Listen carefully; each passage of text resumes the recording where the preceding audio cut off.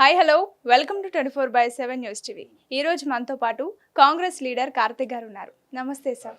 Sir, ఇప్పుడు చూసుకుంటే అసెంబ్లీని కౌరవ సభగా మార్చారని, జగదీష్ రెడ్డి సస్పెన్షన్ ఎత్తివేసి ప్రజా సమస్యల గురించి చర్చించాలని బీఆర్ఎస్ నేతలు అంటున్నారు. దీనిపై మీరేం చెప్తారు? ఈరోజు తిక్కలోడు తిరునాళ్ళకి వెళ్తే ఎక్కాదిగా సరిపోయింది అన్నట్లు కల్వకుంట్ల తారక రామారావు పరిస్థితి, బీఆర్ఎస్ల పరిస్థితి జరిపింది. జగదీశ్వర్ రెడ్డిని ఎందుకు సస్పెండ్ చేసినాము? ఆయన ఏమైనా ప్రజా సమస్యల గురించి మాట్లాడుతుంటే సస్పెండ్ చేసినామా?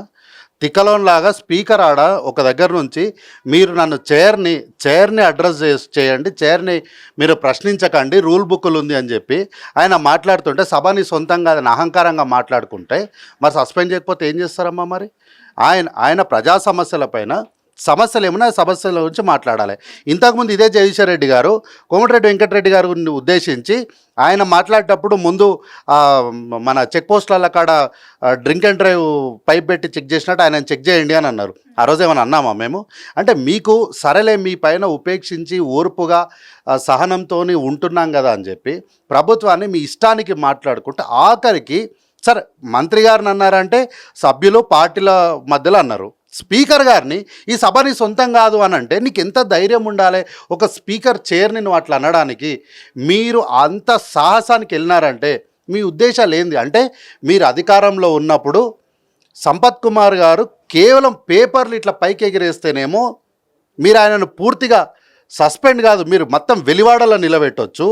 ఇక్కడ మాత్రం మీరు చైర్ని క్వశ్చన్ చేయకండి, ప్రశాంతంగా ఉండండి, ఆవేశపడకండి అని మీకు సావధానంగా రిక్వెస్ట్ చేస్తుంటే రెచ్చిపోయి కలుదైన కోతిలాగా నువ్వు సభని స్పీకర్ని నీ సొంతం కాదు అన్నగా కూడా మేము ఉపేక్షిస్తే రాష్ట్ర చరిత్రల భవిష్యత్ తరాలకి ఏం చెప్తామమ్మా మనం?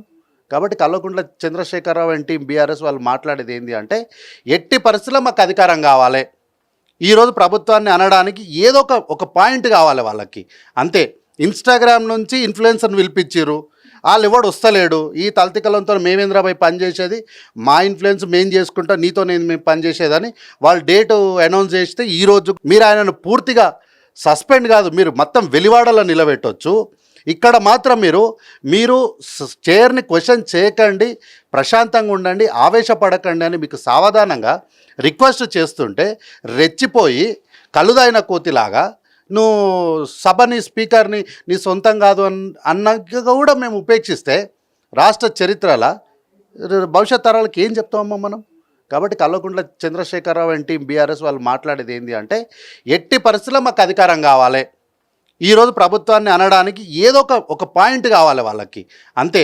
ఇన్స్టాగ్రామ్ నుంచి ఇన్ఫ్లుయెన్సర్ని పిలిపించారు, వాళ్ళు ఎవడు వస్తలేడు, ఈ తలతికలంతో మేమేంద్రపై పనిచేసేది, మా ఇన్ఫ్లుయెన్స్ మేము చేసుకుంటా, నీతో నేను మేము పనిచేసేదని వాళ్ళు డేటు అనౌన్స్ చేస్తే ఈరోజు కూడా ఎవడు అప్లికేషన్లు పెడతలేరంట. మైండ్ పనిచేయక ఏవో మాట్లాడుతారు అంతే వాళ్ళు.